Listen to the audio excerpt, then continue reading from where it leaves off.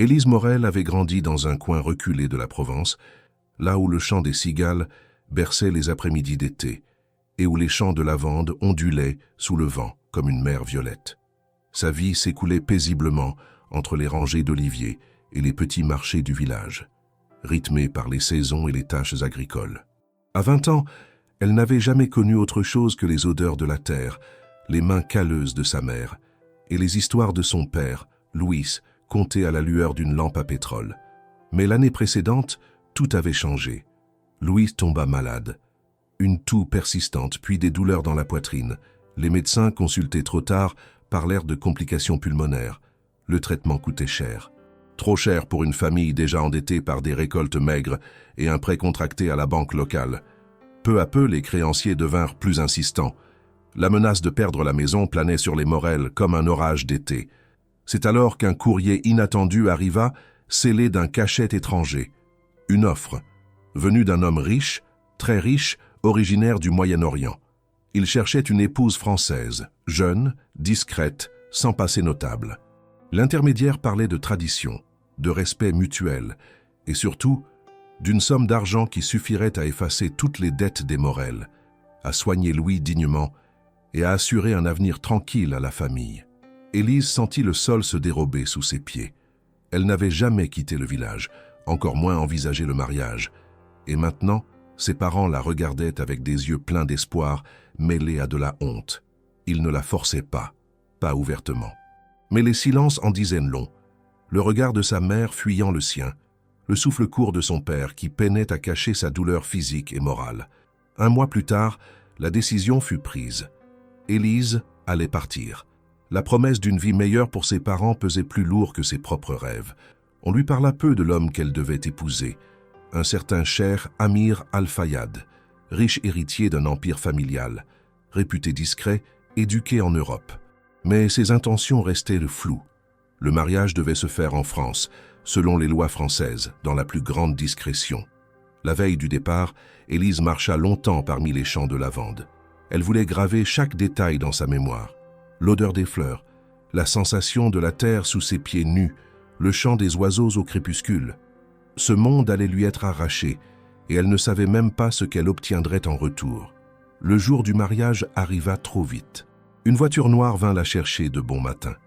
Elle ne put dire au revoir qu'à sa mère, Louis, étant trop faible pour se lever. Dans la voiture, un silence pesant régna tout au long du trajet. Élise, vêtue d'une robe crème simple mais élégante, gardait les mains serrées sur ses genoux. Elle tremblait, pas de froid mais d'appréhension. Chaque battement de cœur semblait annoncer une tempête. Arrivée dans une grande propriété en périphérie d'Aix-en-Provence, elle fut accueillie par un homme en costume sombre qui parlait français avec un léger accent. Il la guida sans un mot à travers un couloir décoré de tapis orientaux et de lanternes en cuivre jusqu'à une pièce où l'attendait le notaire. Tout se passa en silence. Une signature, une poignée de main. Aucun échange de vœux, aucune musique. Et puis, elle le vit. L'homme qui venait de devenir son mari, le cher Amir Al-Fayad. Grand, droit, vêtu d'une tunique traditionnelle blanche et d'un turban discret. Il était plus jeune qu'elle ne l'imaginait, à peine 30 ans peut-être. Son visage était marqué, non par l'âge, mais par une forme de mélancolie étrange. Ses yeux, noirs comme la nuit, la fixaient avec une intensité qui n'était ni dure ni douce. Juste insondable. Il ne sourit pas une seule fois. Élise sentit son estomac se nouer. Elle voulait parler, mais aucun mot ne sortit. Le silence d'Amir n'était pas hostile, mais il était lourd, comme s'il portait en lui une histoire entière, inaccessible. Elle baissa les yeux. Elle était désormais l'épouse d'un homme dont elle ne savait rien, sinon sa richesse et son mystère. Mais ce n'était pas la robe qu'elle portait, ni la signature sur le contrat qui la faisait trembler ainsi. C'était lui, cet homme énigmatique qui, sans un mot, venait de changer le cours de sa vie. Et pourtant, elle ignorait encore que le choc le plus grand ne viendrait pas de ce qu'il ferait, mais de ce qu'il refuserait de faire. Le soleil s'était couché depuis peu quand Élise fut conduite dans une pièce plus sobre que ce qu'elle avait imaginé. Le lieu du mariage, bien qu'élégant, n'avait rien de fastueux. Une grande pièce claire avec des murs en pierre blanche et des tapis aux motifs géométriques soigneusement posés au sol. Le notaire, un homme sec et méthodique, avait lu les clauses principales du contrat sans lever les yeux. À côté de lui, un interprète traduisait brièvement les termes juridiques. Élise avait hoché la tête, silencieuse, puis avait signé. Le cher Amir Al-Fayad, lui aussi, avait signé le document sans hésiter, avec une précision presque froide. Aucun échange de promesses, aucune cérémonie traditionnelle, ni bénédiction religieuse. Juste un contrat, 2 signatures et quelques regards évités. L'assistant d'Amir, un homme réservé nommé Youssef, avait été le seul à adresser quelques mots à Élise pour la rassurer, mais son ton restait distant, presque mécanique. On aurait dit que tous autour d'elle avaient pris l'habitude de ne rien expliquer. Après la signature, Élise avait été brièvement laissée seule. On lui avait apporté une coupe de thé à la menthe, très sucrée, qu'elle n'avait pas touchée. Sa gorge était trop nouée. Elle n'osait pas poser de questions, de peur d'entendre des réponses qu'elle n'était pas prête à recevoir. Son regard errait dans la pièce, s'accrochant à de petits détails, les broderies sur les coussins, les entrelacs dorés des cadres, l'éclat d'un lustre suspendu. Tout semblait étranger, comme un décor de théâtre dans lequel elle n'avait pas choisi de jouer. Quand Amir réapparut, elle sursauta presque. Il avait retiré son turban, mais portait encore sa longue tunique blanche. Son visage, désormais pleinement visible, ne trahissait aucune émotion. Il n'était pas laid, loin de là, mais sa beauté était figée, comme sculptée dans le marbre. Aucun sourire ne venait adoucir ses traits. Ses yeux noirs, calmes mais impénétrables, semblaient toujours observer sans vraiment regarder. Il s'assit face à elle sans un mot et la fixa quelques secondes. Élise sentit son cœur s'accélérer. Elle attendait un mot, une phrase, une quelconque explication, mais Amir gardait le silence. Finalement, il détourna le regard et se leva, l'invitant d'un signe de tête à le suivre. Elle se leva lentement, les jambes lourdes. Ils traversèrent un long couloir jusqu'à une autre aile du bâtiment. Youssef ouvrit une porte double et s'effaça. Élise entra. C'était la chambre nuptiale. Elle retint son souffle. La pièce était spacieuse, décorée dans des tons ocre et dorés, avec un immense lit au centre. Un paravent sculpté séparait un coin salon. Des rideaux de soie encadrèrent les fenêtres, et une douce lumière filtrait à travers les lanternes suspendues. Mais malgré la beauté du lieu, Élise ne voyait que le lit, ce lit qu'elle redoutait depuis le jour où elle avait dit oui pour sauver sa famille. Elle resta figée, le regard fixé sur les draps impeccablement lissés. Elle n'osait pas se retourner. Elle entendit Amir refermer la porte derrière eux. Le silence s'épaissit. Elle ferma les yeux un instant, s'attendant à des gestes qu'elle n'avait jamais souhaités, à des mots qu'elle ne voulait pas entendre. Mais rien ne vint. Aucun pas dans sa direction, aucun frôlement, aucun souffle près de son oreille. Finalement, sa voix retentit derrière elle, grave, posée, sans agressivité. « Vous n'avez rien à craindre. » Élise se retourna lentement. Amir se tenait à distance, les bras croisés, appuyé contre un meuble bas. Son regard était sérieux, mais sans dureté. « Je ne vous toucherai pas, pas sans votre consentement. Ce mariage, ce n'est pas ce que vous croyez. » Il fit quelques pas dans la pièce, comme s'il cherchait ses mots. « J'ai accepté cette union sous des pressions que moi-même je ne comprends pas entièrement. Il y a des dettes, des noms, des histoires que je ne peux pas ignorer. Mais vous, Élise, vous ne me devez rien. » Elle resta sans voix. Ces mots qu'elle n'aurait jamais osé espérer entendre la laissèrent d'abord interdite, puis confuse. Était-ce une mise en scène? Un piège pour la rassurer avant l'inévitable? Mais Amir semblait sincère, trop distant pour mentir avec autant de calme. Il semblait presque las. Il s'approcha d'un fauteuil et s'y assit, détournant légèrement le regard vers la fenêtre. Si cela ne tenait qu'à moi, je n'aurais pas choisi cette voie. Mais certaines dettes traversent les générations, et parfois la réparation passe par des gestes symboliques. Ce mariage en est un, mais il ne vous engage pas à être mon épouse au sens où vous l'imaginez. Élise ne savait que dire. Elle s'assit au bord du lit, les mains tremblantes. Une partie d'elle voulait croire à cette version, à un mariage sans obligation, sans domination. Mais une autre partie restait méfiante. Que voulait-il vraiment? Pourquoi cette froideur, cette distance? Pourquoi la choisir, elle, une simple fille de la campagne, pour jouer ce rôle dans une histoire qui semblait bien plus complexe qu'un simple accord d'argent? Amir reprit, plus doucement cette fois. « Je vous propose un pacte. Vous aurez un espace à vous. Personne ne vous imposera rien. Vous serez libre de rester ou de partir. Mais si vous acceptez de rester, je vous demande une chose. » Il se leva, fit quelques pas vers elle, puis s'arrêta à bonne distance. « Faites semblant. Un temps seulement. Pour ceux qui nous observent, pour ceux qui croient encore à l'importance de ce mariage. Nous devons donner l'illusion que tout est en ordre. Après cela, vous serez libre de partir si vous le souhaitez. » Il la fixait avec une gravité qui ne laissait pas place à la négociation. C'était une demande, pas un ordre, mais une demande qui portait le poids de quelque chose de plus grand, de plus ancien. Élise sentit que derrière cette proposition se cachait un réseau d'obligations invisibles. Elle acquiesça d'un léger signe de tête. Elle n'avait pas vraiment le choix, mais au moins, cette nuit-là, elle sut qu'elle dormirait sans crainte. Ce que ce mariage représentait réellement restait encore un mystère, mais une certitude s'imposait peu à peu.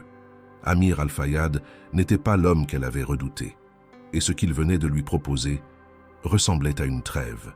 Mais c'est alors qu'il ajouta presque à voix basse, en la fixant intensément, « Je vous ferai une promesse, Élise, une seule, mais sachez que celle-ci engage plus que vous ne pouvez l'imaginer. » Elle sentit une tension nouvelle se glisser entre eux.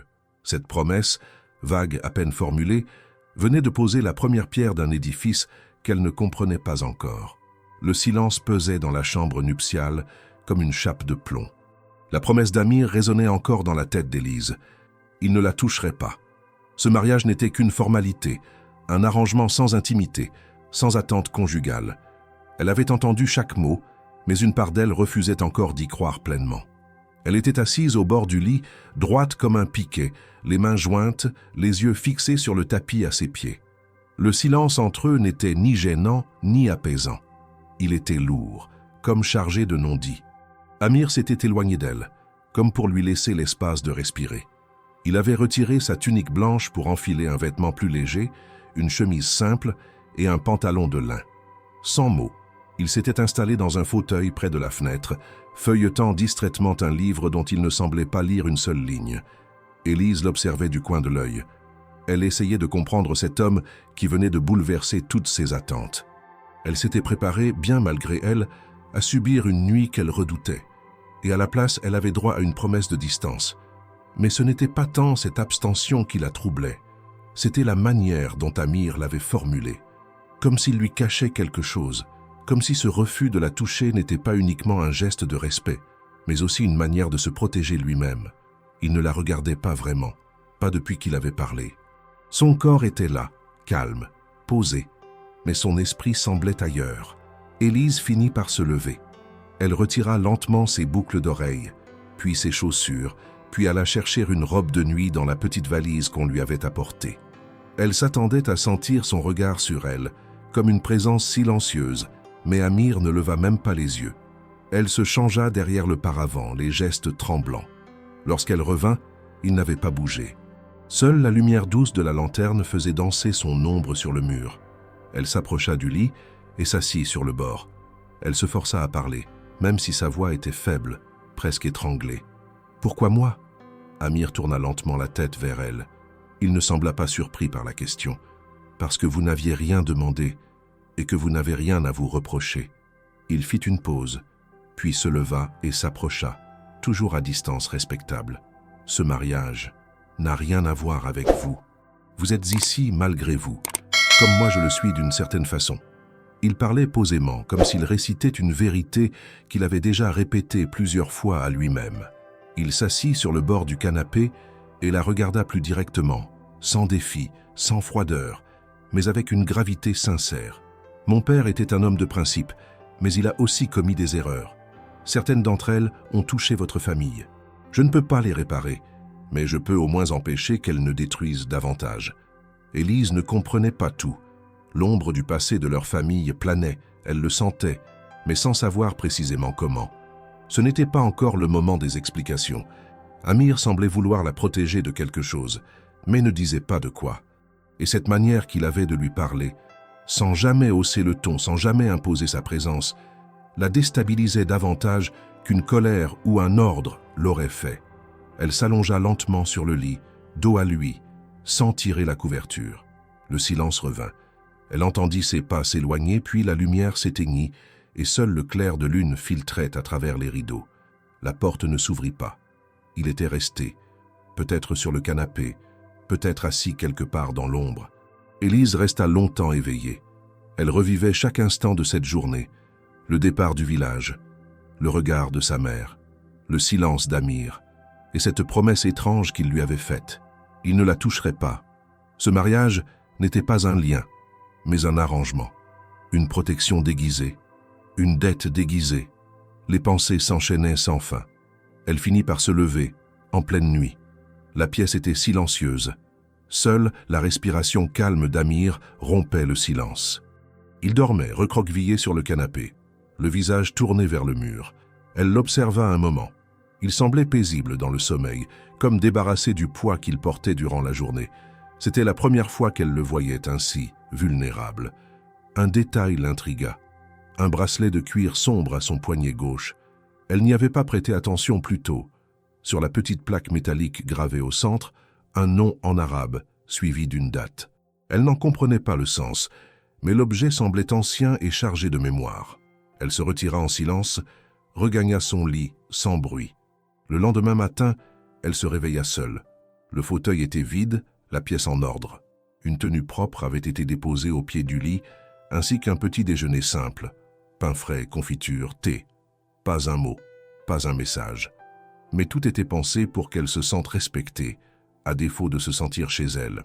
Ce jour-là, elle ne vit Amir qu'un bref instant à travers une fenêtre du couloir. Il parlait au téléphone en arabe, le visage fermé, tendu. Elle ne sut pas ce qu'il disait, mais elle comprit que le calme apparent de la veille cachait un monde de pression et d'attente. Elle n'était qu'une pièce dans une mécanique plus vaste. Et pourtant, cette nuit-là, il lui avait offert un choix, une forme de paix, une promesse de ne pas imposer davantage. Mais ce fut le soir même, en la croisant brièvement dans la bibliothèque de la maison, qu'il lui dit quelque chose d'autre. Une phrase simple, presque banale, mais qui laissa Élise plus troublée que tout ce qu'il avait pu dire jusque-là. « Ce que je vous ai promis, je le tiendrai. Mais ce que je ne vous ai pas encore dit, cela changera tout. » Elle voulut poser des questions. Il était déjà parti. Quelques jours après la nuit silencieuse qui avait suivi leur union, Élise fut réveillée à l'aube par une voix douce frappant à sa porte. C'était Youssef, l'assistant discret d'Amir. Il annonçait qu'il quitterait la propriété dans 1 heure pour rejoindre leur résidence principale, située plus au sud. Aucune explication supplémentaire ne lui fut donnée, si ce n'est que cette demeure serait désormais la sienne. Élise obéit, rassemblant ses quelques affaires sans poser de questions. Tout autour d'elle semblait organisé, millimétré, comme si chaque geste, chaque déplacement avait été planifié longtemps à l'avance. Amir, toujours aussi silencieux, l'attendait déjà dans le véhicule, une berline sombre aux vitres teintées. Il la salua d'un simple signe de tête et resta plongé dans ses pensées pendant tout le trajet. Aucun mot n'était nécessaire, semblait-il. Le voyage dura plusieurs heures, traversant des routes bordées de cyprès, de vignes et d'amandiers en fleurs. La Provence défilait sous leurs yeux, mais Élise ne parvenait pas à s'en émerveiller. Son esprit était ailleurs. Elle pensait à sa mère, à son père alité, aux champs de lavande qui avaient vu grandir ses rêves les plus simples. Maintenant, elle se dirigeait vers une demeure dont elle ne savait rien, aux côtés d'un homme dont elle ignorait tout, sauf qu'il portait en lui un secret dont elle ne connaissait encore ni la nature, ni l'ampleur. En fin d'après-midi, la voiture entra dans une propriété fermée par de hauts murs en pierre blanche. Une longue allée bordée de palmiers et de cyprès menait à une bâtisse impressionnante, mélange harmonieux d'architecture provençale et d'éléments orientaux. La façade était sobre, élégante, ornée de balcons en fer forgé et de moucharabiers délicatement sculptés. Le jardin, vaste, abritait des fontaines, des haies taillées avec soin et une roseraie parfumée qui embaumait l'air. Ce lieu n'était pas une maison, c'était un palais. À l'intérieur, le contraste entre luxe et sobriété frappait. Les sols en marbre clair, les colonnes finement gravées, les tapis aux motifs venus d'ailleurs, les meubles aux lignes simples mais raffinées, tout respirait une richesse silencieuse, maîtrisée. On l'installa dans une aile privée, vaste suite avec terrasse, salon privé et salle de bains en pierre beige, équipée de tout le confort possible. Mais malgré la beauté des lieux, Élise ne se sentait pas accueillie. Elle se sentait transférée, installée comme un meuble précieux à protéger, mais dont on ne savait pas quoi faire. Amir lui rendit visite en fin de soirée. Il frappa à la porte, attendit qu'elle ouvre, puis lui expliqua brièvement que cette maison lui appartenait depuis plusieurs années, qu'il y vivait rarement, mais qu'elle pouvait s'y sentir chez elle. Il ne resta que quelques minutes. Il n'y eut pas de conversation. Il la regarda comme on regarde quelqu'un qu'on respecte, mais qu'on ne peut pas encore approcher. Son regard n'avait rien de dur, mais il était chargé d'une retenue difficile à déchiffrer. Ce n'était ni de la peur, ni du désintérêt. C'était une forme de prudence. Les jours suivants, Élise s'acclimata à la vie dans ce lieu étrange. On lui apportait ses repas à des heures fixes. Elle pouvait circuler librement dans la maison et les jardins, mais toujours sous l'œil discret des employés. Amir apparaissait rarement, et quand il le faisait, c'était toujours brièvement, toujours avec la même retenue polie. Il travaillait dans une aile opposée, recevait des appels dans une langue qu'Élise ne comprenait pas, et disparaissait à la tombée du jour.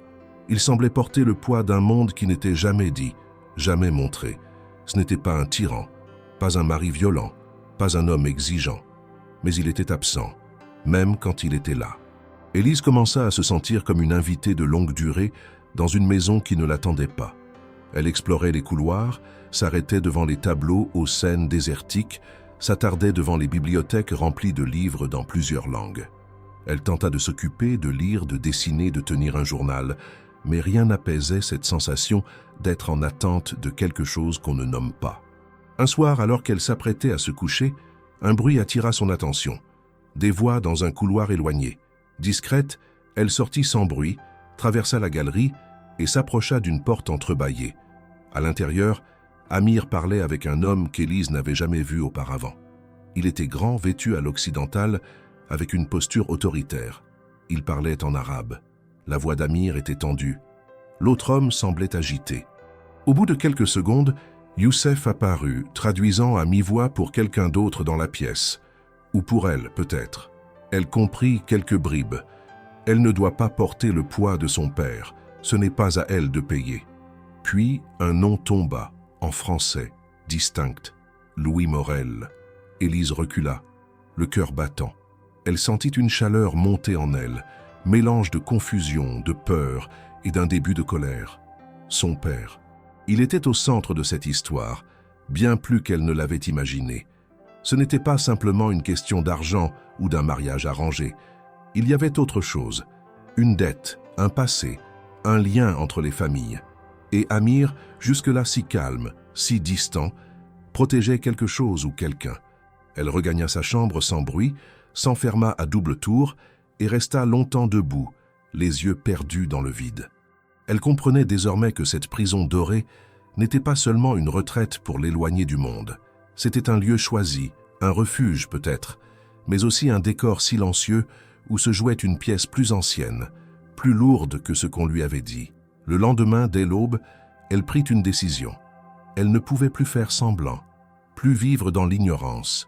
Il fallait des réponses, et elle les voulait. Elle attendit qu'Amir sorte de son bureau et, pour la première fois, elle l'arrêta net dans le couloir. Il la regarda, surpris par sa détermination. « Je veux savoir, » dit-elle d'un ton ferme. « Vous avez parlé de mon père, d'une erreur, d'une dette. Qu'est-ce que cela signifie? Pourquoi moi? Pourquoi ce mariage? Qu'est-ce que vous cachez exactement ?» Elle le regardait droit dans les yeux. Et dans ceux d'Amir, pour la première fois, elle vit un éclat. Ce n'était ni de la colère, ni du mépris. C'était quelque chose d'autre. Quelque chose qui, elle le pressentait, allait changer leur relation à jamais. Le lendemain de sa confrontation avec Amir Al-Fayad, Élise resta prostrée dans sa vaste chambre de marbre et de soie, le visage dirigé vers la fenêtre. Le paysage provençal s'étendait hors des rideaux, paisible, trompeusement immobile. Elle repensait aux mots qu'il avait prononcés. « Je ne peux pas ignorer » et « ce mariage est une réparation ». Elle ne savait pas encore en quoi consistait cette réparation, mais elle sentait qu'elle en était l'objet. Elle décida de former les mots dans son esprit avant de les dire. Elle allait exiger la vérité. Quand Amir la rejoignit ce matin-là dans le hall du palais, elle le stoppa. Le couloir était silencieux, seuls leurs pas résonnaient sur le marbre. Elle le fixa, droit, sans ciller. Il s'arrêta, la regardant sans surprise, comme s'il attendait ce moment. Élise prit une inspiration et dit « Parlez-moi de mon père. Pourquoi ce nom a été mentionné dans votre conversation ?» Amir inclina légèrement la tête, ses yeux sombres trahissant une fatigue ancienne. Il invita Élise à s'asseoir dans le petit salon, attenant à sa suite. Là, face à elle, il commença à exposer ce qu'il avait jusque-là gardé couvert. Il parla d'abord de son père, un homme dont Élise ignorait presque tout. Il avait dirigé une branche d'affaires familiale, amassant des biens et des obligations, mais aussi des dettes cachées, des engagements pris plus par tradition que par choix. Le père d'Amir avait été trahi par un partenaire occidental, puis avait subi des pertes que son clan, pieux et fier, avait estimées comme un affront à son honneur. Amir avait hérité non seulement de la fortune, mais de cette dette d'honneur. Votre père, Louis Morel, avait une part dans une opération que mon père regrettait profondément, expliqua Amir avec douceur mais gravité. Il a encaissé des fonds qu'il savait indus. Il s'est tu par peur, par fierté ou par tout autre motif que je respecte, mais cela a fragilisé le lien entre nos familles. Élise ferma les yeux, secouée. Elle connaissait la dette financière, le prêt de banque, le champ de lavande en souffrance, mais rien de ce poids invisible. « Pourquoi moi alors ?» demanda-t-elle d'une voix tremblante.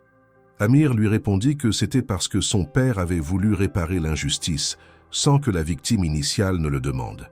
Que son père, le cheikh, avait proposé un mariage à la fille de l'homme qu'il considérait comme responsable, non pas pour punir mais pour réparer. Élise sentit un frisson lui parcourir l'échine. Ce n'était pas un piège, mais un pacte qui la dépassait. Elle n'était pas l'épouse forcée d'un homme cruel. Elle était l'actrice malgré elle d'un engagement d'honneur. Mais Amir ajouta immédiatement « Cela ne vous lie à rien. Rien n'est exigé de vous, hormis votre tranquillité. » Ces mots l'alertèrent. Pourquoi alors cette cérémonie, ce palais, cette distance? Elle comprit que son statut était ambigu, protégé mais invisible, attendu mais libre. Elle vit que sa vie avait basculé non par amour, mais par dette. Non par désir, mais par dette transmise. Elle regarda les tapis persans, les colonnes sculptées, les salons vides. Le luxe restait, mais le sens changeait.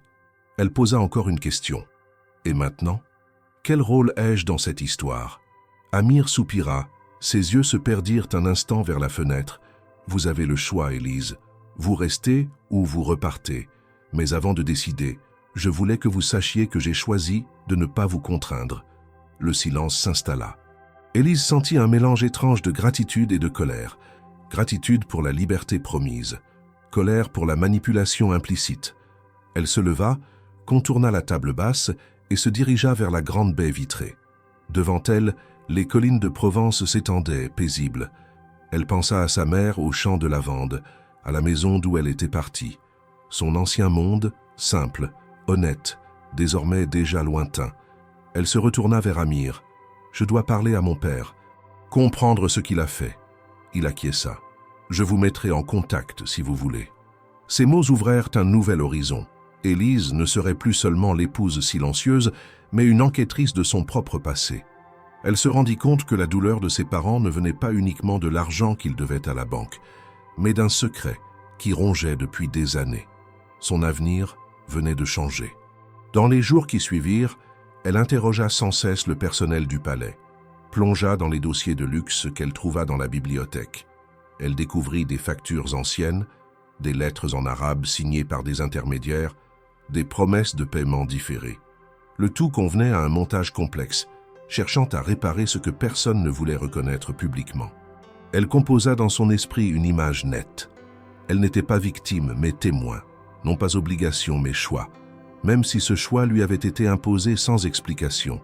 Un matin, alors que le soleil filtrait à travers les rideaux ivoires, Amir entra dans son salon et dit « Je dois m'absenter quelques jours. » Il lui tendit une enveloppe. « Quand vous la lirez, vous saurez jusqu'où j'ai dû aller pour maintenir cette réparation. » Il quitta la pièce, laissant derrière lui une atmosphère dense ponctuée par la menace silencieuse que cette enveloppe représentait. Élise l'ouvrit. À l'intérieur, un document légal, une somme à rembourser, un calendrier strict et une clause de non-rétorsion. Elle lut jusqu'à ce que ses yeux flouent. Son cœur flotta entre soulagement et effroi. Elle comprit que désormais, elle et lui partageaient un secret. Que ce mariage n'était plus seulement un arrangement, mais le moyen d'une guérison imposée. Elle ferma les yeux, respira profondément. Le décor avait changé, et elle aussi. Elle ne tremblait plus comme la jeune fille du village ce jour de mariage. Elle était lancée dans un nouveau rôle. Un rôle d'équilibriste entre liberté et dette, entre amour et réparation. Le palais doré ne la retenait pas autant qu'il la plaçait au centre d'un jeu familial multigénérationnel. Et cette vérité, désormais connue, allait redéfinir son avenir. Ce matin-là, le vent soufflait plus fort que d'habitude dans les hauteurs de la propriété. Les volets en bois claquaient contre les murs blancs du palais et une pluie fine balayait les vitres sans réussir à rafraîchir l'intérieur. Élise s'était levée tôt, incapable de trouver le sommeil. Les révélations d'Amir résonnaient encore dans son esprit. Elle errait à travers la bibliothèque, longeant les rayons couverts de livres en plusieurs langues, cherchant sans le dire une réponse que personne ne pouvait lui offrir. Elle ne savait pas exactement ce qu'elle espérait trouver, mais elle fouillait les étagères, inspectait les vieux classeurs, passait la main sur les reliures, comme si quelque chose allait soudain émerger. Ce fut dans un tiroir dissimulé derrière un panneau coulissant d'un bureau ancien, relégué dans un coin de la salle de lecture, qu'elle mit la main sur une boîte en métal. Petite, rouillée sur les bords, elle semblait avoir été oubliée depuis des années. En l'ouvrant, Élise y trouva un ensemble de documents, de lettres jaunies, de photographies pliées. Parmi elles, une enveloppe adressée à elle, de la main de son père. Son prénom y était écrit avec une calligraphie hésitante, reconnaissable entre mille. La date indiquée sur le coin supérieur droit la figea, 12 ans plus tôt. Elle déchira l'enveloppe avec une lenteur prudente et lut. La lettre était longue, écrite à la main. Louis Morel y racontait d'un ton intime, presque désespéré, ce qu'il n'avait jamais osé dire à voix haute. Il expliquait les affaires qu'il avait conclues avec un homme d'affaires venu de l'étranger, des contrats sur des terres agricoles, des échanges de titres et des versements reçus qu'il savait illégitimes. Il avait compris trop tard qu'il s'agissait d'un piège déguisé, d'un accord tordu dans lequel il avait joué un rôle sans le vouloir. Il n'avait jamais su comment réparer les dégâts et la honte l'avait rongé. Il écrivait à sa fille pour qu'elle sache un jour qu'il n'avait pas agi par méchanceté mais par faiblesse et qu'il avait toujours eu peur que ses erreurs retombent sur elle. En lisant ces lignes, Élise sentit son corps se raidir. Son cœur battait trop vite. Elle relut certains passages, peinant à croire ce qu'elle découvrait.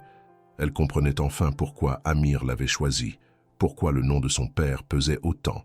Ce mariage n'était pas une punition, mais une forme de protection silencieuse. Amir ne l'avait jamais utilisé comme monnaie d'échange.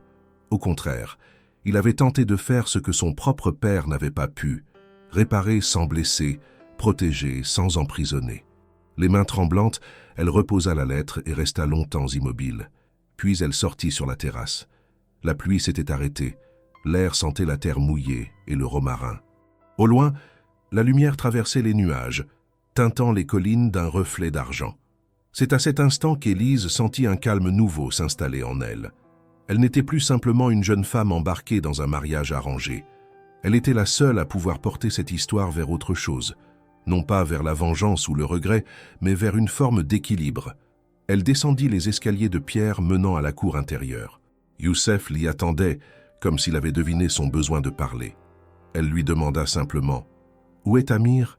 Il répondit qu'il était en réunion dans la véranda, seule pièce de la maison encore plongée dans la lumière. Elle s'y rendit immédiatement. Amir était là, debout, un dossier à la main, discutant en anglais avec un homme au téléphone. Lorsqu'il la vit, il coupa court à la conversation et s'approcha. Elle ne lui montra pas la lettre. Elle n'en avait pas besoin. Son regard suffisait à dire qu'elle savait, qu'elle avait compris. Elle lui dit « Je ne partirai pas ». Amir la fixa sans dire un mot, attendant. Élise poursuivit « Pas parce que je vous dois quoi que ce soit, mais parce que j'ai besoin de comprendre ce que cela signifie, maintenant.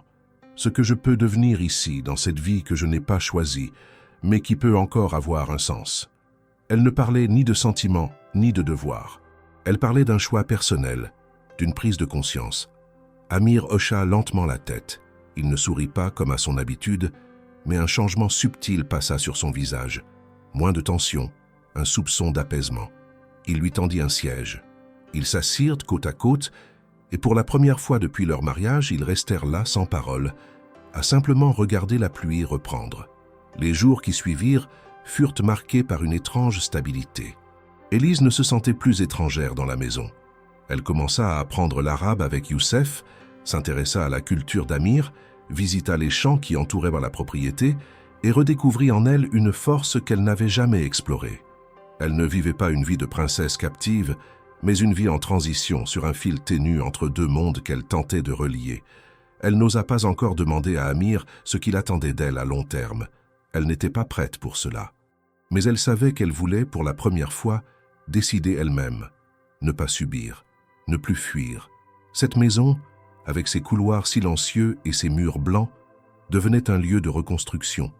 Non pas une prison, mais un atelier fragile où se mêlaient passé et avenir. Un soir, alors qu'elle s'apprêtait à fermer les volets, elle entendit des voix dans le jardin. Elle reconnut celle d'Amir, plus vive qu'à l'accoutumée, comme s'il discutait avec énergie. Elle s'approcha discrètement. Il parlait avec un homme à l'accent arabe prononcé. Les mots étaient en français, plus pour être compris qu'échangés. L'homme disait « Tu vas trop loin. Tu protèges la fille d'un traître. Tu oublies ce que notre nom a subi. » Amir répondit d'une voix claire et sèche « Je n'oublie rien. Je refuse seulement de répéter l'histoire. » Élise s'éloigna sans faire de bruit. Ce qu'elle venait d'entendre confirmait ce qu'elle pressentait. Son choix de rester n'allait pas être accepté de tous. Des tensions plus grandes commençaient à se dessiner. Et sa place dans cette maison allait bientôt être remise en question par d'autres. Mais elle ne reculerait pas. Plus maintenant. Une semaine s'était écoulée depuis qu'Élise avait décidé de rester. La maison semblait avoir changé de tonalité. Les couloirs, autrefois silencieux et froids, résonnaient désormais de ses pas réguliers.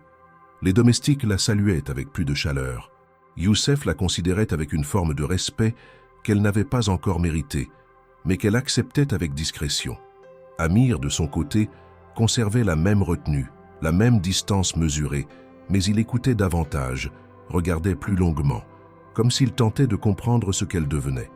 Élise s'installait dans cette maison comme on s'installe dans une vie qu'on n'a pas choisie, mais qu'on tente de façonner. Un matin, alors qu'elle étudiait dans la bibliothèque, apprenant quelques mots d'arabe avec une ténacité nouvelle, un silence pesant tomba brusquement dans la maison. Youssef entra sans frapper, chose qu'il ne faisait jamais. Son visage, habituellement impassible, était marqué par une tension visible. Il s'approcha d'Élise et d'un ton bas dit « Un membre de la famille d'Amir est arrivé. Il vient d'Arabie.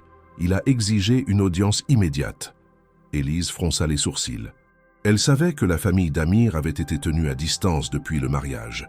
Cette arrivée soudaine ne pouvait signifier qu'un bouleversement. Elle resta dans la bibliothèque, mais la porte restait entr'ouverte. Elle entendit des pas rapides, une voix grave en arabe, sèche, accusatrice. La voix d'Amir répliquait, plus posée mais ferme. Youssef traduisait à demi-voix pour ceux présents. Le nom d'Élise fut mentionné plusieurs fois. Elle comprit que le cousin en question, un certain Khaled Al-Fayad, remettait en cause l'union d'Amir avec elle. Pour lui, épouser la fille de l'homme responsable de la ruine partielle du patriarche était une insulte à l'honneur de leur lignée. Elle représente une humiliation, pas une solution, avait-il dit. Élise, tapie dans l'ombre, écoutait avec le cœur serré. Elle n'était plus naïve, elle comprenait désormais que les enjeux allaient bien au-delà d'un simple mariage arrangé. Le nom Morel portait encore une charge dans l'esprit de cette famille. Peu importait qu'elle-même soit innocente. Pour eux, elle était le symbole d'une blessure jamais refermée. Elle ne pouvait plus se cacher derrière l'ignorance. Elle était impliquée désormais au cœur de cette trame familiale qui oscillait entre modernité et traditions ancestrales. En fin d'après-midi, Amir entra dans sa chambre. Il referma la porte et resta silencieux quelques secondes. Son visage était fermé, plus grave que jamais. Il lui dit simplement « Ils veulent que je t'envoie loin d'ici, que je reconnaisse que ce mariage est une erreur. » Élise resta droite. Elle ne recula pas. « Et toi, que veux-tu » demanda-t-elle. Amir ne répondit pas tout de suite. Il s'assit, se frotta les mains et déclara d'un ton bas « Je ne veux pas renier ce que j'ai choisi, mais je dois faire face à mon peuple. » Puis avec plus de poise dans la voix « Et je ne veux pas te mettre en danger. » Le soir venu, un dîner officiel fut organisé. Élise fut conviée, vêtue d'une robe sobre mais élégante. La table était longue, les convives peu nombreux mais hautement significatifs. Outre Amir, Khaled et Youssef, deux hommes plus âgés, visiblement membres influents du conseil familial, étaient présents. Le repas se déroula dans un silence lourd. Les regards étaient mesurés, les gestes contenus. Personne ne lui adressait directement la parole. Elle comprenait. Elle n'était pas une invitée, mais un sujet d'observation. À la fin du dîner, Khaled prit la parole en arabe. Son ton était ferme, presque tranchant. Youssef traduisit à contre-cœur. Il dit que cette union est perçue comme une faiblesse, qu'elle ébranle la loyauté du clan. Amir ne leva pas les yeux, mais sa mâchoire se crispa. Élise, elle, sentit une chaleur froide lui monter dans la nuque. Elle ne pouvait pas rester silencieuse. Pas cette fois. « Je veux parler au conseil », dit-elle soudainement, sa voix plus forte qu'elle ne l'aurait cru. Un silence s'installa. Khaled la fixa, surpris. Amir tourna la tête vers elle, les yeux écarquillés. Elle répéta « Je veux parler, pas pour me défendre, mais pour expliquer, pour qu'ils comprennent que je ne suis pas le prolongement des erreurs de mon père. » La réaction fut immédiate. Amir tenta de s'interposer. « Ce n'est pas ton rôle. Ce sont des codes anciens. Tu ne connais pas leurs règles. » Mais Élise tenait bon. « Justement, s'ils veulent me juger, qu'ils m'écoutent d'abord. » Le lendemain, une rencontre fut organisée dans une salle plus solennelle de la maison. Les membres du conseil familial s'étaient réunis. Assis en demi-cercle, ils attendaient. Amir restait debout en retrait. Élise entra seule, droite, les épaules tendues. Elle salua avec politesse, sans sourire, puis elle parla. Elle raconta son histoire. D'où elle venait, ce qu'elle savait de son père, ce qu'elle avait découvert. Elle parla sans détour. Elle expliqua qu'elle n'était pas là par stratégie ni par intérêt, qu'elle n'avait rien choisi, mais qu'elle avait décidé de rester en connaissance de cause. Elle parla de respect, de loyauté, de volonté de bâtir quelque chose sur des bases différentes. Elle ne demanda pas pardon. Elle ne supplia pas. Elle affirma. Quand elle eut terminé, elle baissa les yeux un instant. Puis elle releva le regard. Aucun mot ne fut prononcé. Les hommes du conseil se levèrent un à un et quittèrent la salle sans rien dire. Amir vint la rejoindre. Il ne parla pas non plus, mais il posa doucement une main sur son épaule. Elle avait pris le risque. Elle avait fait face. Ce soir-là, dans sa chambre, Élise resta longtemps éveillée. Elle ne savait pas ce que le conseil déciderait, mais elle savait une chose. Elle ne reculerait plus. Elle n'était plus seulement la fille d'un homme coupable. Elle était désormais une femme qui, dans une maison lointaine, défendait son droit d'exister autrement. Et cela, rien ne pourrait le lui enlever. Le matin suivant la confrontation avec le conseil, Élise se réveilla plus tôt que d'habitude. Elle n'avait dormi que par fragments, ruminant chaque phrase de son discours, chaque regard croisé dans la salle solennelle où elle avait osé se présenter. Elle n'avait reçu aucun retour, ni reproche, ni encouragement. Les membres du conseil s'étaient dispersés dans un silence méthodique, presque militaire. Pourtant, elle sentait que quelque chose avait basculé. Peut-être pas en sa faveur immédiate, mais suffisamment pour qu'un espace se crée, un interstice où sa voix avait existé, au moins un instant. Elle se leva, prit une douche froide, s'habilla sobrement et descendit dans le jardin intérieur. Amir l'y attendait, assis seul à une petite table en pierre, une tasse de café noir à la main. Lorsqu'elle s'approcha, il leva les yeux vers elle, sans expression apparente, mais son regard avait perdu un peu de sa réserve. Il lui indiqua le siège en face de lui d'un simple mouvement de tête. Ils restèrent silencieux un moment, comme s'ils mesuraient encore la portée de ce qui avait eu lieu. Puis Amir rompit le silence. « Ce que tu as fait hier, peu de femmes auraient eu ce courage. Et encore moins dans ma famille. » Élise ne répondit pas immédiatement. Elle scrutait son visage à la recherche d'une faille ou d'un reproche, mais elle n'y vit que de la fatigue, mêlée à une forme de soulagement discret. Il reprit « Tu as peut-être réveillé quelque chose que je n'espérais plus. » Elle le regarda fixement. « J'ai dit la vérité, rien de plus. » Amir acquiesça. Et c'est parfois ce qui coûte le plus cher. Les heures suivantes se déroulèrent dans une atmosphère d'attente. Le palais semblait figé. Les employés, d'ordinaire discrets mais actifs, chuchotaient dans les couloirs. Khaled, le cousin d'Amir, restait cloîtré dans l'aile est. Aucun mot ne filtrait sur la décision du conseil. Il fallait patienter. Pourtant, Élise refusait de se laisser envahir par l'angoisse. Elle consacra sa journée à écrire, à relire les lettres de son père, à marcher dans les jardins jusqu'à user ses semelles sur les pierres chauffées par le soleil d'automne. C'est en fin de journée que tout changea à nouveau. Youssef vint la chercher, le visage plus fermé qu'à l'accoutumée. Il l'informa que Khaled avait demandé une entrevue privée avec elle. Élise hésita. Elle n'aimait ni l'homme, ni son regard accusateur, ni la manière dont il traitait Amir avec une autorité non méritée. Mais elle accepta. Ce défilé maintenant reviendrait à remettre en question tout ce qu'elle avait affirmé devant le conseil. Elle le retrouva dans une salle rarement utilisée, un salon vide au plafond haut, aux vitres ouvertes sur l'extérieur. Khaled se tenait droit, immobile, les mains croisées dans le dos. Lorsqu'elle entra, il la fixa longuement, sans sourire, sans agressivité non plus. Puis il parla d'un ton neutre. « Je ne suis pas ton ennemi, Élise. » Elle le regarda sans ciller. Il poursuivit. « Ce que tu as dit hier a divisé le conseil. Certains ont vu en toi une offense, d'autres une occasion. » Elle resta muette. Il reprit. « Tu ne comprends pas encore le poids de ce que représente un nom dans ma famille. Mais tu as réveillé une question que nous évitions tous. Que vaut encore l'honneur quand il devient une prison ?» Il fit une pause, puis ajouta « Je n'approuve pas ton union avec Amir, mais je ne veux pas non plus que cela détruise ce qu'il tente de préserver. » Il s'approcha lentement, posant les mains sur le dossier d'un fauteuil. « Je vais parler, devant les autres. Je dirai que tu as le droit de rester. » Élise plissa les yeux méfiante. « Pourquoi ce revirement ?» Khaled la fixa plus intensément. « Parce que tu n'as pas menti, et parce que tu ne t'es pas caché. Peut-être que c'est ça, la seule chose qu'on ne peut pas acheter. » La réunion du conseil fut convoquée le lendemain matin. Contrairement à la première, Élise n'y participa pas. Elle resta dans sa chambre, le regard perdu dans la lumière claire filtrant à travers les rideaux de lin. Chaque minute semblait suspendue. Lorsqu'elle entendit les pas d'Amir monter les escaliers, son cœur se mit à battre plus vite. Il entra, ferma la porte derrière lui et s'approcha.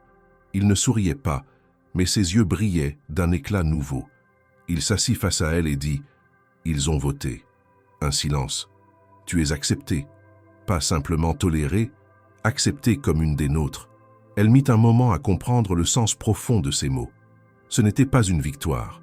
Ce n'était pas une fin. C'était un début. Amir reprit plus lentement. « Ils ont dit que si mon père avait été en vie, il aurait approuvé ma décision. » Cette phrase la frappa plus que tout le reste, car elle ne parlait pas seulement du présent, mais d'une paix retrouvée avec le passé, une forme de réconciliation qui dépassait les vivants. Elle se leva, fit quelques pas jusqu'à la fenêtre. Elle sentait une chaleur nouvelle dans sa poitrine, non pas de la joie, mais une forme de soulagement dense, profond. Elle n'était plus une étrangère. Elle avait trouvé une place. Non pas celle qu'on lui avait donnée, mais celle qu'elle avait conquise. Amir se leva aussi. Il s'approcha, mais ne la toucha pas. Il dit simplement « Merci d'avoir tenu bon ». Ce soir-là, Élise dîna avec lui dans la grande salle, pas en tant qu'épouse silencieuse, pas en tant qu'invitée sous observation, mais en tant que femme qui avait osé prendre la parole dans un monde qui ne l'attendait pas. Et dans le regard d'Amir, elle vit pour la première fois non plus de la distance ou de la retenue, mais une forme d'admiration, presque du respect. La nuit tomba sur la propriété douce et paisible. Et dans ce calme nouveau, Élise comprit qu'elle n'avait pas seulement survécu à cette histoire, elle en faisait désormais partie, pleinement. Le soleil s'était levé sur la propriété dans une lumière pâle et tiède, comme si lui aussi hésitait à s'imposer pleinement après les remous des derniers jours. Le vent était tombé, le jardin paraissait figé, les fontaines coulaient avec une régularité calme, et les couloirs de la maison semblaient encore porteurs des mots, des regards et des décisions qui s'étaient jouées dans les réunions successives du conseil familial. Élise avait passé la nuit à fixer le plafond, sans trouver le sommeil. Bien qu'Amir lui ait affirmé que le conseil avait voté en sa faveur, elle n'avait toujours pas entendu de manière officielle le contenu exact de cette acceptation. Ce jour-là, tout serait confirmé ou contredit, devant les anciens et les proches. Elle serait officiellement reconnue ou définitivement rejetée. À 8 heures du matin, Youssef vint frapper doucement à sa porte. Il ne dit pas grand-chose, mais son visage était moins tendu que d'habitude. Il l'informa que la réunion aurait lieu dans la grande salle du conseil à 10 heures et qu'Amir souhaitait qu'elle s'y présente, simplement, comme elle l'était. Aucun protocole particulier, pas de robe imposée, pas de bijoux traditionnels, rien d'autre que sa présence. Cette simplicité, loin de la rassurer, lui fit sentir à quel point le moment serait déterminant. À l'heure convenue, Élise marcha seule dans le long couloir menant à la salle. La lumière entrait par les grandes fenêtres, dessinant des ombres sur le sol en pierre polie. Elle entendait au loin les voix déjà rassemblées, graves, masculines. Lorsqu'elle entra, tous les regards se tournèrent vers elle. Ils étaient une dizaine, assis en demi-cercle, les plus anciens au centre, les autres légèrement en retrait. Amir se tenait debout, droit, à l'extrémité gauche, silencieux. Il lui fit un signe bref de la tête. Elle s'avança, puis s'arrêta, debout face à eux. Un des anciens, au visage marqué par les années, prit la parole. Il parla en arabe avec lenteur. Youssef, placé derrière Élise, traduisit avec précision « Élise Morel, vous avez été entendue. Vous avez parlé avec droiture. Vous avez assumé le poids d'un nom sans fuir. Vous n'avez pas tenté de dissimuler ni d'effacer. Cela a été noté. » Un second membre du conseil poursuivit, plus direct. « Ce mariage, aux yeux de certains, aurait dû être annulé. Mais nous avons voté. Et la majorité a reconnu en vous non pas la culpabilité, mais la volonté de reconstruire. » Le plus ancien reprit, concluant « Vous êtes désormais considérée comme l'épouse légitime d'Amir Al-Fayyad. Et par cette reconnaissance, vous entrez, si vous le souhaitez, dans notre cercle. » Le silence qui suivit sembla durer une éternité. Élise ne répondit pas tout de suite. Elle sentit l'émotion lui monter à la gorge, mais elle la retint. Elle hocha simplement la tête et répondit d'une voix claire. « J'accepte. » Elle n'avait pas eu à défendre son cas une seconde fois. Elle n'avait pas été interrogée ni soumise à des épreuves. Elle avait été entendue, et cela suffisait. Lorsqu'elle sortit de la salle, Amir la rejoignit. Il ne parla pas. Ils marchèrent côte à côte jusqu'au jardin, laissant derrière eux les voix des anciens qui reprenaient doucement leur conversation. Mais la tranquillité fut de courte durée. Plus tard dans la journée, alors qu'Élise s'occupait dans la bibliothèque, elle surprit une conversation qu'elle n'était pas censée entendre. Deux employés parlaient à voix basse dans le couloir. L'un d'eux évoquait des documents, des papiers suspects, un dossier en préparation. Elle se faufila discrètement jusqu'à l'interstice d'une porte entr'ouverte. Ce qu'elle entendit figea son sang. Un des secrétaires administratifs, un homme de confiance d'Amir, selon les dires de Youssef, discutait avec un homme extérieur à la maison. Ils parlèrent d'une procédure discrète, de contacts pris à la préfecture, d'un dossier construit pour remettre en question la légalité du mariage. L'idée était de présenter Élise comme une usurpatrice, d'exploiter une faille dans les papiers de résidence et de lancer une demande d'annulation pour vice de forme. Le nom de Khaled fut murmuré presque à contre-cœur. Il n'était pas mentionné comme initiateur direct, mais sa présence dans l'ombre était évidente. Élise recula, le cœur battant. Tout ce qu'elle avait traversé, chaque mot prononcé, chaque geste respecté, était peut-être menacé. Ce n'était pas une question d'honneur, c'était une question de pouvoir. Elle courut retrouver Amir, qui se trouvait dans son bureau. Sans attendre, elle entra et raconta tout. Il l'écouta sans l'interrompre. Lorsqu'elle eut fini, il resta quelques secondes silencieux, puis il se leva et appela Youssef. Ce qui suivit fut rapide. Une réunion informelle fut organisée avec les membres de la sécurité. Le secrétaire concerné fut convoqué. Face à Amir, il tenta de se justifier, puis se rétracta. Il avoua avoir été approché, avoir accepté de l'argent, mais jura ne pas avoir transmis les documents. La tentative de sabotage était réelle, mais incomplète. Amir prit une décision sans appel. L'homme fut congédié sur le champ, ses accès annulés, ses documents saisis. Il envoya un message clair à Khaled. Toute nouvelle tentative de manipulation conduirait à une rupture totale avec la famille. Ce soir-là, pour la première fois depuis leur rencontre, Amir et Élise restèrent longtemps seuls dans le salon. Aucune tension, aucune réserve. Ils ne parlèrent pas beaucoup. Mais au moment de se lever, Amir se tourna vers elle. Dans ses yeux, il n'y avait plus de barrière. « Tu m'as protégé aujourd'hui », dit-elle simplement. Amir répondit d'une voix calme, « Non, tu as protégé ce que nous avons construit. » Et dans le silence qui suivit, il y avait plus que de la gratitude. Il y avait le début d'un lien véritable. La tension dans la demeure ne s'était pas dissipée malgré l'officialisation de la reconnaissance d'Élise par le conseil familial. Le renvoi du secrétaire complice d'un plan visant à faire annuler le mariage avait mis en évidence que l'acceptation n'était ni unanime ni stable. Amir, même en imposant son autorité, savait qu'il ne pouvait pas tout contrôler. Et Élise, bien qu'en apparence intégrée, sentait que chaque pas dans la maison était encore observé, scruté à la recherche d'un faux mouvement. Ce n'était plus un combat de tradition, mais un jeu de pouvoir, de territoire et de loyauté.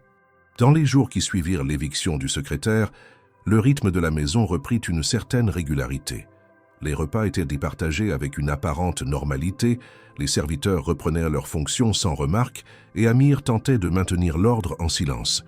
Mais Élise savait lire entre les gestes. Les conversations s'interrompaient lorsqu'elle entrait dans une pièce. Des regards passaient trop vite d'un point à un autre. Quelque chose persistait dans l'air, comme une tension souterraine, insaisissable mais omniprésente.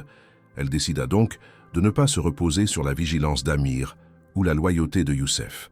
Elle commença à observer plus attentivement, à poser discrètement des questions aux femmes du personnel, à vérifier les documents qu'elle croisait dans le bureau, à noter les allées et venues inhabituelles. Elle n'était pas formée pour cela, mais son instinct, aiguisé par les semaines de pression, l'aidait à assembler des fragments. Et c'est ainsi qu'un nouveau doute s'insinua. Un soir, alors qu'Amir était en déplacement pour affaires à Marseille, Élise surprit une conversation entre deux membres du personnel dans l'atrium, juste avant le dîner. L'un d'eux, un homme d'entretien discret et jusqu'ici sans histoire, échangeait discrètement avec une femme récemment recrutée, placée à l'intendance. Il parlait à voix basse, pensant être seul, mais Élise, assise dans l'ombre de la galerie, capta un mot qui la glaça, « extrait ». Ils évoquaient un document, une page spécifique et une signature à imiter. Le lendemain, elle confia ses soupçons à Youssef. Il écouta sans l'interrompre, puis demanda du temps pour vérifier. 3 jours plus tard, il revint vers elle avec un visage fermé. « Vous aviez raison, Élise. Quelqu'un a tenté de produire une fausse copie du contrat de mariage. Le but était de le faire passer pour invalide, au motif d'une erreur de date et de nationalité. Elle comprit que la menace n'avait jamais disparu. Elle avait seulement changé de visage. Lorsqu'Amir revint, il fut immédiatement mis au courant. Il convoqua une réunion de crise avec les membres restants du personnel de confiance. Le faux document avait été saisi à temps, la tentative déjouée, mais ce n'était pas un simple acte isolé. Il s'agissait clairement d'un plan soutenu par une influence extérieure. Et cette fois, la signature indirecte de Khaled ne faisait plus aucun doute. Il n'agissait plus en observateur critique, mais en saboteur actif. Amir entra dans une colère froide. Pour la première fois, Élise le vit sortir de sa réserve habituelle. Il ne haussa pas la voix, mais chacun de ses mots était une lame. « Je vous ai protégé. J'ai accepté ce mariage pour préserver notre nom. J'ai respecté les codes même quand ils me blessaient. Et voilà comment vous remercier. En trahissant notre maison de l'intérieur, les 2 employés impliqués furent remis aux autorités locales pour usage de faux. Amir prit également la décision radicale de faire vérifier l'ensemble des dossiers de la maison. Un audit interne, silencieux, mais rigoureux. Aucun autre faux ne fut retrouvé. Mais le message était clair, la confiance avait été rompue. Ce fut après cette épreuve qu'Amir revint vers Élise avec une question qui la prit totalement au dépourvu. Ils étaient seuls dans la véranda, tard dans la nuit. La journée avait été longue, ponctuée de silences lourds et de décisions fermes. Lui, debout face à la baie vitrée, le regard perdu dans l'obscurité, parlait sans la regarder. « Tu n'as rien demandé, tu as tout subi, tu as tenu bon. » Puis, se tournant enfin vers elle, il ajouta « Mais maintenant que tout cela est derrière nous, que les portes ne sont plus fermées par obligation, veux-tu vraiment rester ?» Élise, surprise, ne répondit pas tout de suite. Il ne s'agissait pas d'une question rhétorique. Il l'avait posée avec un sérieux désarmant. Il lui donnait le choix, pour la première fois débarrassé de tout calcul, de toute stratégie familiale ou poids hérité. Tu es libre, Élise. Tu peux partir demain, et je veillerai à ce que tu sois en sécurité, que ta famille soit protégée, que ton avenir ne dépende plus de moi. Mais, si tu restes, ce ne sera plus à cause de ce que nos pères ont fait. Elle baissa les yeux, incapable de formuler immédiatement ce qu'elle ressentait. Pendant des semaines, elle avait combattu pour exister, pour se faire entendre, pour comprendre où elle était et pourquoi. Et maintenant que le choix lui était offert, maintenant que la peur et la manipulation n'étaient plus au cœur de l'équation, elle découvrait qu'une autre question se posait. Que voulait-elle vraiment? Elle leva enfin les yeux vers lui. « Tu me demandes si je veux rester. Mais est-ce que toi, tu veux que je reste ?» Amir ne répondit pas tout de suite. Il s'approcha lentement, et pour la première fois, son regard n'était plus chargé de distance ou de devoir, mais d'une franchise pure. « Oui », dit-il simplement. Et dans ce mot, il n'y avait pas de promesse inutile, pas de demande déguisée. Il y avait la reconnaissance de tout ce qu'elle avait traversé et la possibilité de quelque chose de nouveau, fondé non sur des dettes ou des arrangements, mais sur le respect mutuel et un début de confiance. Le matin suivant cette conversation dans la véranda, Élise se leva avec une sensation différente dans la poitrine, plus légère, plus libre. Elle n'était pas encore certaine de ce que serait sa réponse à Amir, mais le simple fait d'avoir été placée devant une question ouverte, sans pression, suffisait à transformer sa vision de ce qu'elle vivait. Depuis son arrivée, les choix lui avaient toujours été imposés, même quand ils semblaient masqués derrière des gestes de bonté. Désormais, elle se tenait à l'orée d'une décision véritablement sienne, et cette possibilité, nouvelle, lui donnait la respiration qu'elle avait tant attendue. La maison reprenait peu à peu un rythme plus calme. Les audits internes lancés par Amir n'avaient révélé aucun autre complot.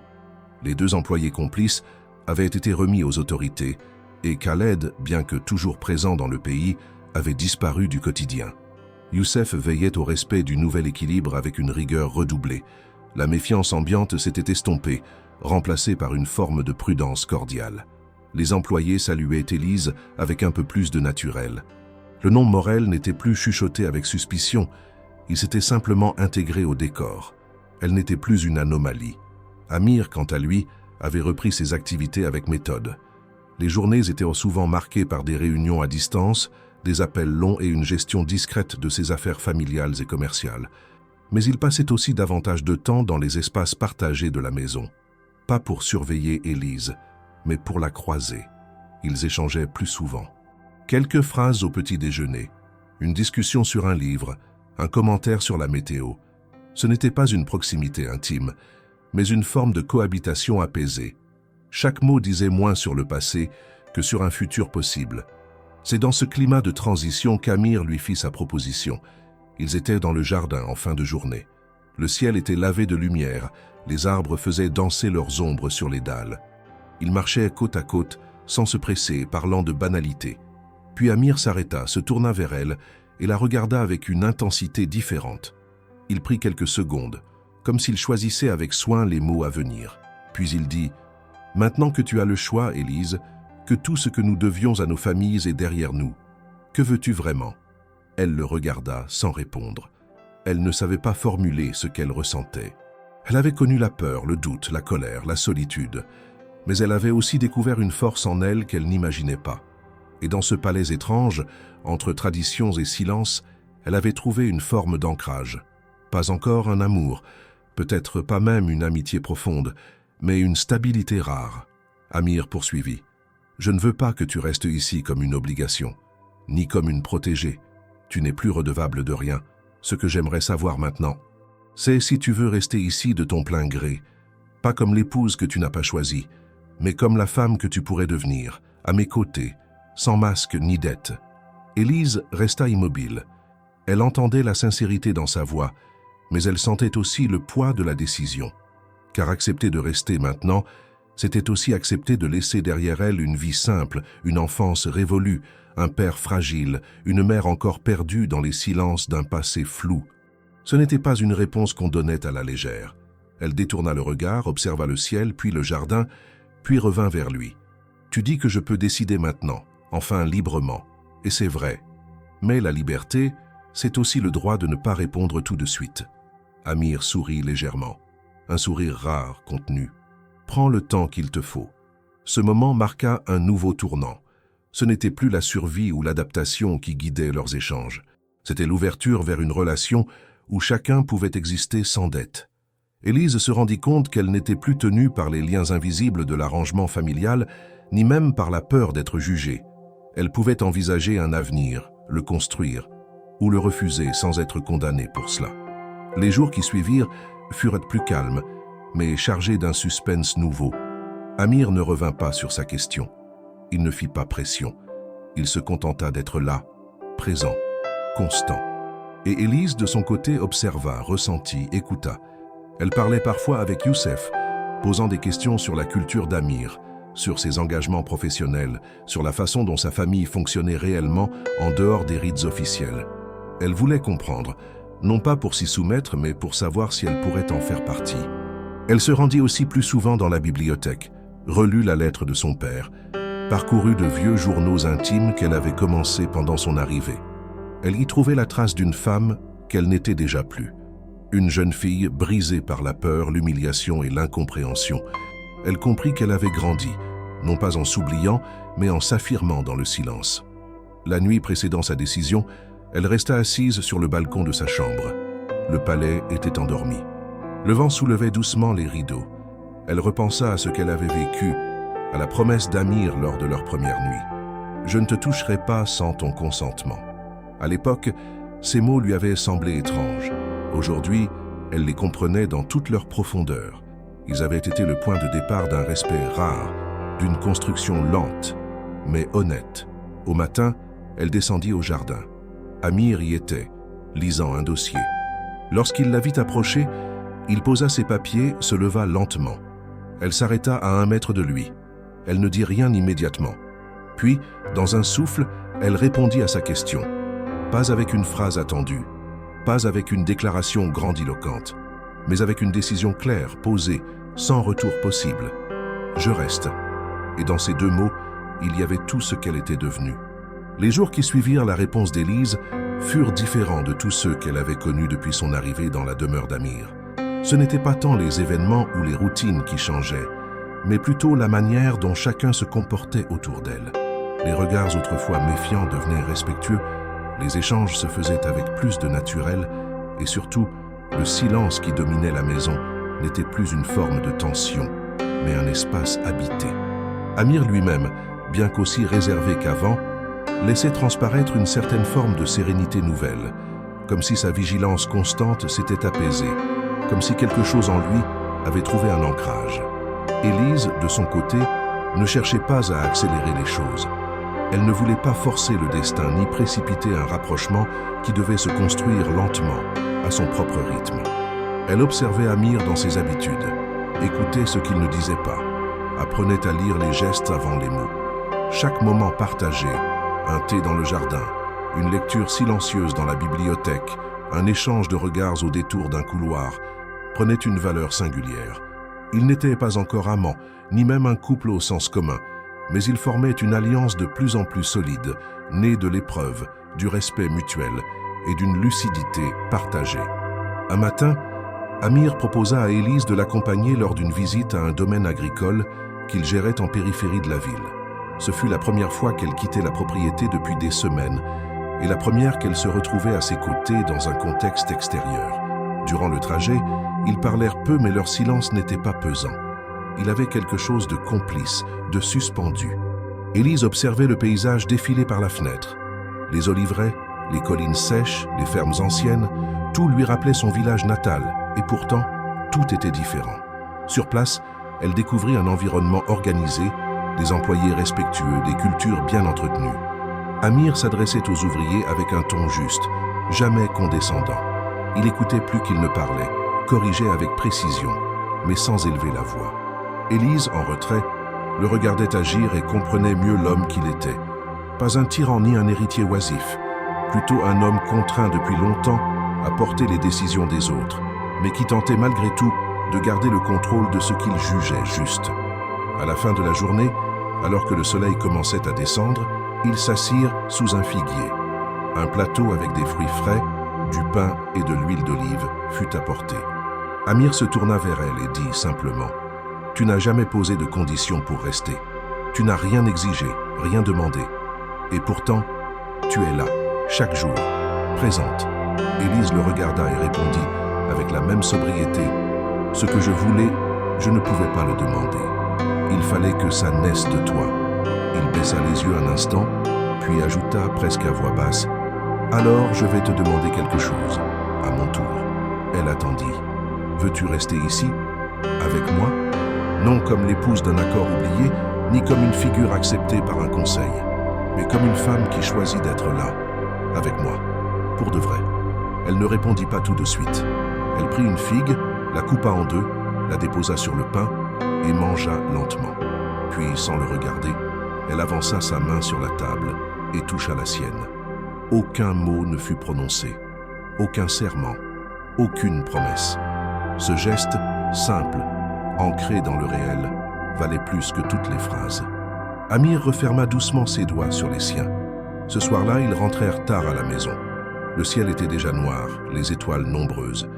Une brise légère passait entre les colonnes du portique. Dans le salon, ils s'assirent, l'un en face de l'autre. Pas besoin de musique, pas besoin de lumière forte. La lampe discrète suffisait. Élise se leva, marcha lentement jusqu'à Amir et s'arrêta devant lui. Elle ne disait rien. Son regard, son calme, son ancrage parlaient pour elle. Amir se leva aussi. Ils se tenaient l'un face à l'autre. Pas de baisers volés, pas d'étreintes précipitées. Ils étaient là, deux êtres qui avaient tout traversé sans se perdre, deux solitudes qui s'étaient apprivoisées. Et quand il lui demanda, presque en murmurant « Tu es sûr ?» elle répondit en s'approchant, la voix ferme et douce « Je suis libre et je te choisis ». Ce fut le début d'une nuit silencieuse, non pas dans le sens du vide, mais de la plénitude. Aucune parole inutile, aucun geste forcé. Juste deux personnes enfin libérées du poids des héritages, des pactes anciens, des regards extérieurs. Dans cette maison qui avait vu tant de conflits, de secrets, de blessures, une forme de paix venait de naître. Le lendemain matin, Élise se leva la première. Elle ouvrit les volets. La lumière inonda la pièce. Dans le lit, Amir dormait encore, le visage enfin détendu. Elle s'habilla simplement, descendit dans le jardin et respira profondément. Elle n'était plus la jeune fille vendue à un inconnu. Elle n'était plus la prisonnière d'un contrat familial. Elle n'était pas non plus une épouse docile.